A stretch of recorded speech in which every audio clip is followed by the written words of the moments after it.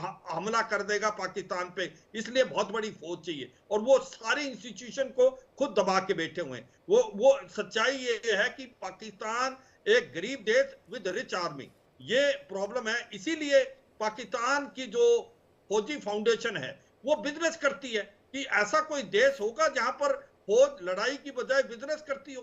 हम्म। 62 billion dollar का उनका एक प्रकार का बजट है एक साल में, जो कि वो रियल स्टेट से बैंक और कोलगेट से लेके सीमेंट सब कुछ बनाते हैं और टैक्स के दायरे में नहीं आते। तो ये सच्चाई है कि पाकिस्तान की जो फौज है वो पाकिस्तान के लिए सबसे बड़ी प्रॉब्लम है, और इसीलिए पाकिस्तान में डेमोक्रेसी नहीं पनप पा रही है, क्योंकि नहीं तो डेमोक्रेसी मेजर जनरल पनपने शिवाजी, से पहले ही इससे उसको हम सबूत समझना किया थोड़ा जाता सा आपसे चाहेंगे। आपने बहुत बड़ी बात कही है कि देखिए जो पाकिस्तानी सेना है वही सबसे बड़ी मुश्किल है, वही सबसे बड़े दुश्मन के तौर पर पाकिस्तान के लिए है। ऐसे में क्या अब पाकिस्तानी सरकार को, देखिए हम दोनों को अलग लेकर के चल रहे हैं, क्या पाकिस्तानी सरकार को जो तालिबान की तरफ से, टीटीपी की तरफ से अभी धमकी दी गई है कि आप मत कहिए, हमारी लड़ाई तो सेना के साथ है, हम सेना को खत्म करेंगे, ऐसे में क्या सरकार को सपोर्ट करना चाहिए? अगर नहीं करेंगे सेना खत्म, सरकार आ सकती है तो देश में लोकतांत्रिक एक सरकार बन सकती है। देखो ऐसा होगा नहीं, क्योंकि नहीं हो सच्चाई पाएगा। है पाकिस्तान की, जी। पाकिस्तान की जो फौज है वो पाकिस्तान की गवर्नमेंट वही करेगी जो पाकिस्तान की फौज चाहती है।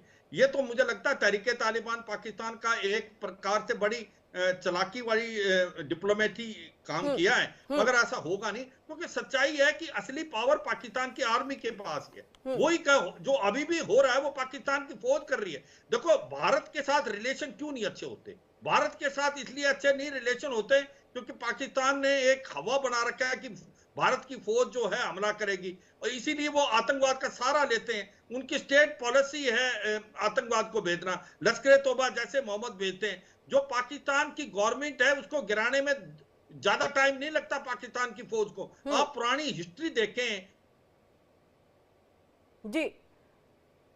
तो मेजर जनरल शिवाजी, फिलहाल यहाँ कुछ नेटवर्क इशू है, हम तब तक मेजर जनरल वीके दत्ता जी के पास चलेंगे।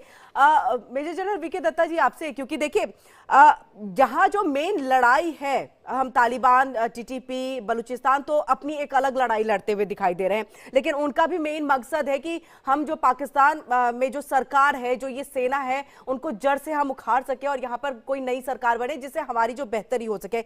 डूरंट लाइन, जिसको अफगानिस्तान पाकिस्तान के बीच की एक सीमा रेखा माना जाता है, तालिबान उसको नहीं मानता है, तो वहीं पाकिस्तान की तरफ से ये कहा गया कि देखिए अगर आप उसको नहीं मानते हैं तो हम बरवान जो कॉरिडोर है उसको हम भी नहीं मानेंगे। ऐसे में बरवान कॉरिडोर बहुत इंपॉर्टेंट है, अगर वहां पर कोई दिक्कत आती है तो चाइना के साथ संबंध भी खराब होने के चांसेस आते हैं। ऐसे में पाकिस्तान को क्या स्टेप उठाना चाहिए दृष्टिकोण से?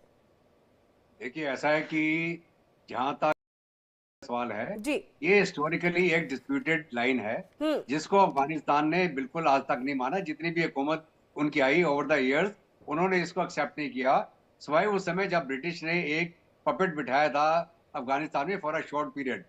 उसके बाद से और उन्होंने क्या किया था कि जो दर्रे दर्रे का मतलब जो पासेस थे उनको कंट्रोल करने के लिए जी। ये डूरल लाइन उसी प्रकार खींची गई। तो वो डूरल लाइन खींचने की वजह से जो ट्राइबल लोग थे इनके, चाहे पख्तून थे, उनके आधे लोग एक तरफ रह गए, आधे लोग एक तरफ रह गए।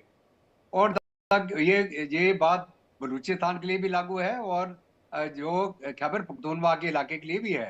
तो अफगानिस्तान पेशावर तक क्लेम करता है ग्रेटर अफगानिस्तान, वो डूरल लाइन को नहीं मानते। जब वो डूरल लाइन को नहीं मानते हैं तो वो अपना क्लेम खैबर पख्तूनख्वा के ऊपर और बलूचिस्तान के काफी इलाके के ऊपर अफगानिस्तान करता है। और बलूचिस्तान तो खैर आजादी की लड़ाई पहले से ही लड़ रहा है, उनका शुरू से ही इरादा नहीं था पाकिस्तान के साथ रहने का। और अभी जहां तक पाकिस्तान की फौज का सवाल है, पाकिस्तान की फौज ही सबसे बड़ा एक नासूर है पाकिस्तान के लिए। पाकिस्तान का आज का जो हाल है कि उनकी इकोनॉमी तबाह हो गई है, उनके सारी जो डेवलपमेंटल प्रोजेक्ट्स हैं, जिनकी उनकी इंडस्ट्री है, सारा कुछ स्टैंड स्टिल है, वो पाकिस्तान की फौज की वजह से है। पाकिस्तान फौज सारा जो बजट है अपने लिए खा गई, हथियार असला खरीदने के लिए अपने। आज का ये स्टेट हो गया कि जो पाकिस्तान फौज के रिटायर्ड फौजी हैं उनको पूरी पेंशन भी नहीं दे पा रही है अभी गवर्नमेंट। और ये भी आप थोड़े समय के बाद आप देखिएगा एक और एजिटेशन शुरू हो जाएगी पाकिस्तान के अंदर कि रिटायर्ड पाकिस्तान की फौजियों को पेंशन नहीं दे पा रहा अभी पाकिस्तान, ये हालत है इनका। तो अभी क्या है कि ये खान कॉरिडोर को कैप्चर करेंगे, इनकी ये औकात नहीं है। अगर ये सीपैक को नहीं बचा पा रहे, जहां पे रोज बलूच आर्मी या टीटीपी वाले हमले करते हैं, चाइनीज इनको अल्टीमेटम दे दे के थक गए, चाइनीज के कितने इंजीनियर मारे गए, तो इसलिए ये अगर वखान की तरफ जाएंगे जो अफगानिस्तान को चीन के साथ कनेक्ट करता है, और गाज खान करके जगह एक बेस है वहां पे जहाँ चाइनीज अफगान फौज को ट्रेनिंग देते हैं, और वो चाइना का लिंक है अफगानिस्तान के साथ।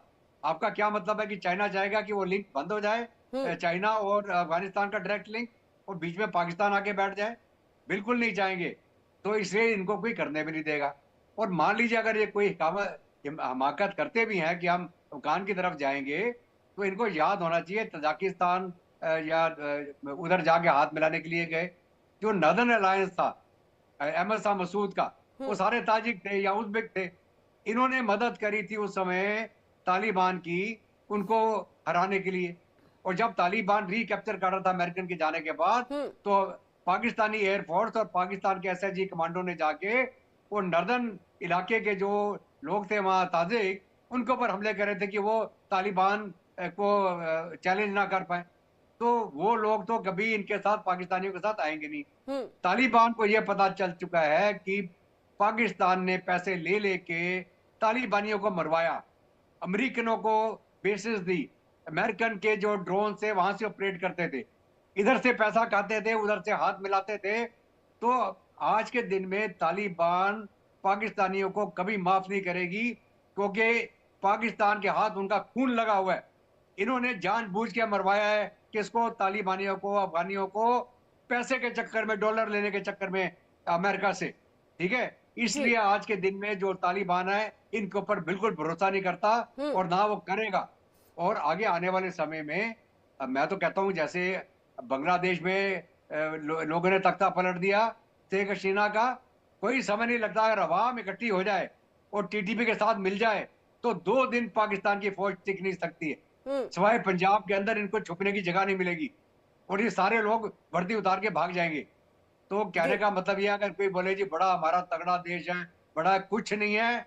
अगर आप सीरिया का हाल देखें, कितने दिन में सीरिया खत्म हुआ, एकदम ताश के पत्ते की तरह ढह गई सारी फोर्स उनकी।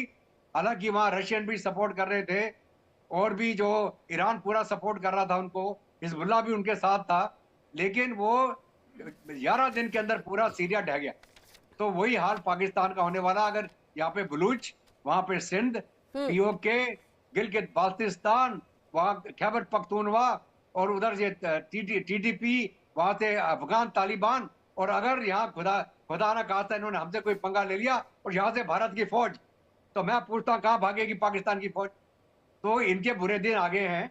वो कहते हैं जब वो बुरे दिन आते हैं तो कहाँ वो सियाल भागता है शहर की तरफ, उनका ये हाल अब तो इनके वो हाल होने वाले हैं पाकिस्तान के। बिल्कुल मेजर जनरल शिवाजी जी, मेजर जनरल शिवाजी, यही हम आपसे भी समझना चाहेंगे, क्योंकि देखिए बहुत कुछ मेजर जनरल दत्ता जी ने जो है अपनी बातों में कही कि देखिए किस तरह से जो है पीठ पे छुरा घोंपना पाकिस्तान की हमेशा से नियत रही है, भारत के खिलाफ ही नहीं बल्कि तालिबान से लेकर के, अफगानिस्तान से लेकर के हर सभी के अगेंस्ट में जो है पीछे से छुरा जो है पाकिस्तान की तरफ से घोंपा गया है। और अब ये बात जो है वो जग जाहिर हो चुकी है। और ऐसे में देखिए दुश्मन कितने ज्यादा जो है वो पाकिस्तान के। इरशाद जी को हम सुन रहे थे, वो कह रहे थे दुश्मन नहीं है हमारे तो सभी के साथ अच्छे पैगाम वाले संबंध है और हम अच्छे पैगाम यहाँ पर भेजा किया करते हैं, लेकिन यहाँ तो चेतावनी दी जा रही है।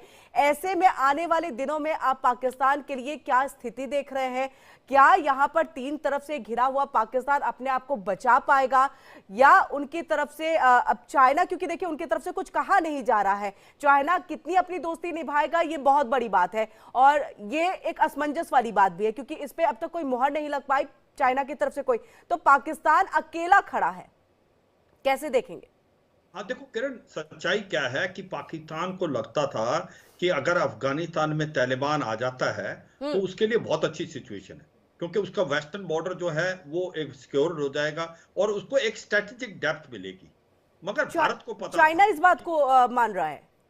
नहीं, ये पाकिस्तान जी हाँ, पाकिस्तान हरदम सोचता था कि जब तालिबान आ जाएगा अफगानिस्तान में तो उनको बहुत फायदा होगा, क्योंकि उनका जो वेस्टर्न बॉर्डर है वो सिक्योर हो जाएगा और उनको स्ट्रेटेजिक डेप्थ मिलेगी जी। मगर हमें पता था कि ये नहीं होगा, क्योंकि पाकिस्तान और अफगानिस्तान के अंदर फॉल्ट लाइन बहुत है, और वो 3 फॉल्ट लाइंस हैं कि पहली तो वो डूरन लाइन नहीं मानता अफगानिस्तान, उसको वो बोलता है हाइपोथेटिकल लाइन है।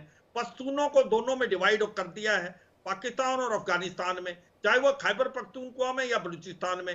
वो जो पश्तून है वो अफगानिस्तान के साथ मिलना चाहते हैं, वो शरिया लॉ लाना चाहते हैं। तो वो एक प्रकार शुरू से ही जो अफगान तालिबान है और जो पाकिस्तान है उसके बीच में प्रॉब्लम आनी थी। ये थोड़े से 6 महीने के तालिबान गवर्नमेंट के आने के बाद ही वहां प्रॉब्लम स्टार्ट होगी। अब हो क्या रहा है, यहां पर तहरीक तालिबान पाकिस्तान हमला कर रहा है खैबर पख्तूनख्वा में, बलूचिस्तान लिबरेशन आर्मी जो बलूचिस्तान में कर रही है, और इन्होंने आपस में गठजोड़ कर लिया है और आगे से तालिबान हमला कर रहा है। तालिबान के जो लड़ाकू हैं वो गुरिल्ला वारफेयर में बहुत ज्यादा अच्छे ट्रेन है।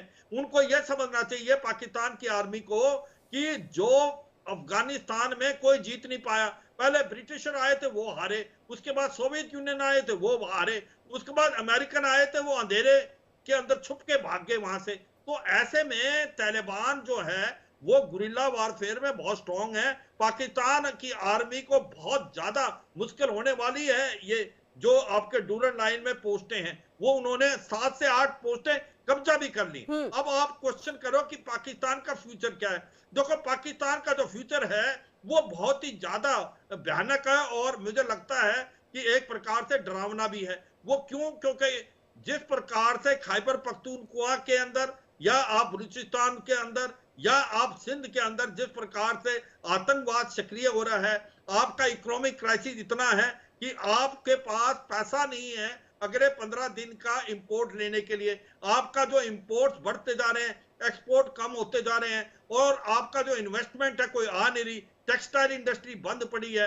तो ऐसे में आपकी पॉलिटिकल इंस्टेबिलिटी, इकोनॉमिक क्राइसिस और आतंकवाद का बढ़ना, 3 जगह से हमले होना, टीटीपी, बलूचिस्तान लिबरेशन आर्मी और तालिबान, तो ये लगता है सिविल वार की तरफ जा रहा पाकिस्तान। और ऐसे चलता रहा तो पाकिस्तान के 4 टुकड़े होंगे, एक होगा खैबर पख्तूनख्वा, उसके बाद बलूचिस्तान, और अकेला पंजाब रह जाएगा, और पीओजे के और गिलगित बाल्टिस्तान जो कि असली में भारत का हिस्सा है, जिसको इलीगली ऑक्यूपाई किया पाकिस्तान ने 1947 में, वो भारत के साथ मिलेगा। देखना किरण ये होगा, क्योंकि ये हम नहीं कर रहे, ये अंदर से तूफान उठ रहा है। क्योंकि जो प्रॉब्लम पाकिस्तान के पास है, अब कोई कह रहा है कि पाकिस्तान को लोन मिलेगा। भाई पाकिस्तान तो लोन लेता है, लोन पीछे वाला देने के लिए, पाकिस्तान के पास तो पैसा है नहीं। सऊदी अरेबिया, यूएई, चीन और अमेरिका से लोन लेने की कोशिश करता है। IMF, वर्ल्ड बैंक और एशियन डेवलपमेंट बैंक अब उसको पैसा नहीं देते। सुनने में यह भी आया है अगर ये इसी तरीके से रहा, फाइनेंशियल एक्शन टास्क फोर्स इसको दोबारा ग्रे लिस्ट में डाल देगी। तो मुझे लगता है पाकिस्तान की जो एक प्रकार प्रॉब्लमें हैं वो बढ़ती जा रही है, और ये प्रेजेंट गवर्नमेंट जो है वो बिल्कुल फेल हो गई है। अब जो इमरान खान जो बैठे हुए जेल में वो डिक्टेट कर रहे हैं, वो कहते हैं हम डिसओबीडियंस मूवमेंट लाएंगे, और वो 15 जनवरी उनको टारगेट दिया है। तो ऐसे में आप देखें टीटीपी ऐसा होगा, वो डिवीजन क्रिएट कर रहा है पाकिस्तान की गवर्नमेंट में और पाकिस्तान की आर्मी में। अगर वो डिवीजन क्रिएट करने में सफल होता है तो ये सिविल वार जो टाइम लगेगा वो जल्दी स्टार्ट होगा। तो मुझे लगता है पाकिस्तान की उल्टी गिनती शुरू है। पाकिस्तान जिसने आतंकवाद को बढ़ाया है अभी भी नहीं मान रहा वो। ये जो टीटीपी को आसमान से तो गिरे नहीं, ये आतंकवाद तो उन्होंने क्रिएट किया था। बिल्कुल, देखिए इरशाद जी भी उसी पर बहुत ही कॉन्फिडेंटली वो कह करके चले गए कि देखिए ऐसा कुछ भी नहीं है। हाँ देखो किरण, मैं ये बताऊं, जब हिलेरी क्लिंटन 2013 में जब सेक्रेटरी ऑफ स्टेट आई थी पाकिस्तान में, उसने बोला था कि अगर आप अपने कोर्ट यार्ड में आप सांप पालेंगे और आप सोचेंगे वो सांप आपके पड़ोसी को डसेंगे, एक दिन आपको भी डसेंगे। तो आज वो तहरीके तालिबान पाकिस्तान के रूप में वो सांप हैं इन्होंने क्रिएट किया था आतंकवाद, आज उनको काट रहे हैं। अभी भी ये गुड और बैड टेररिस्ट में फर्क करते हैं। वो टेररिस्ट जिसको भारत की तरफ भेजते हैं, लश्कर तौबा जैसे मोहम्मद, उसको गुड टेररिस्ट बोलते हैं, और जो तहरीके तालिबान पाकिस्तान इनको मार रहा है, बलूचिस्तान लिबरेशन आर्मी इनको मार रहा है, उनको ये बैड टेररिस्ट बोलते हैं। तो ये सच्चाई है, पाकिस्तान ने अपने लिए ही खाई खो दी है। एक तरफ खाई एक तरफ हुआ। तो मुझे लगता नहीं पाकिस्तान बिल्कुल जाए तो जाए पाकिस्तान आखिर कहाँ, ये अब बड़ा सवाल खड़ा होने लगा है। इसी के साथ मेजर जनरल दत्ता जी आपके पास हम आएंगे, क्योंकि देखिए 20 सालों की दोस्ती थी इनकी।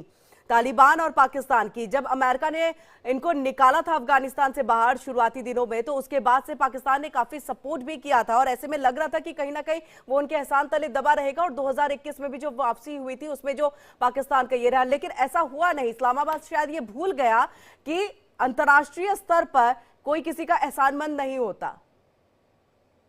बिल्कुल किरण, ऐसा है कि इंटरनेशनल रिलेशंस में ना कोई परमानेंट दोस्त होता है, ना कोई परमानेंट दुश्मन होता है।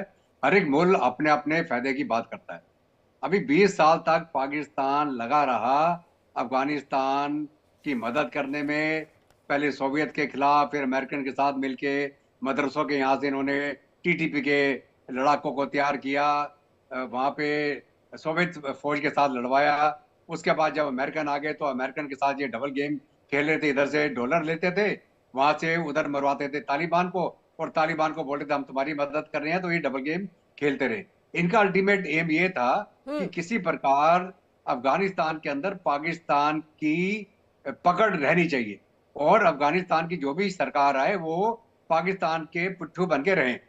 लेकिन अफगान ये मानने को सभी तैयार नहीं थे और भारत ने एक अलग तरीके की डिप्लोमेसी के साथ वहां पे तरक्की का काम, सड़कें बनाना, डैम बनाना, उनकी पार्लियामेंट बिल्डिंग बनाना, तो हम लोग वो काम कर रहे थे भारत।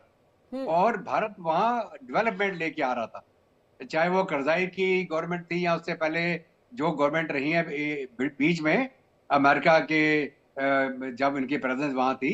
और उनके जाने के बाद पाकिस्तान ने सोचा अब तो पाकिस्तान अफगानिस्तान हमारे कब्जे में आ गया, लेकिन भारत ने तब भी अफगानिस्तान के साथ, तालिबान के साथ रिश्ते बना के रखे और हम अभी भी उनका डेवलपमेंटल प्रोजेक्ट के अंदर बहुत बड़ी मदद कर रहे हैं, उनको ह्यूमैनिटेरियन असिस्टेंस भेज रहे हैं। हमने कोविड के दौरान भी उनकी मदद करी थी,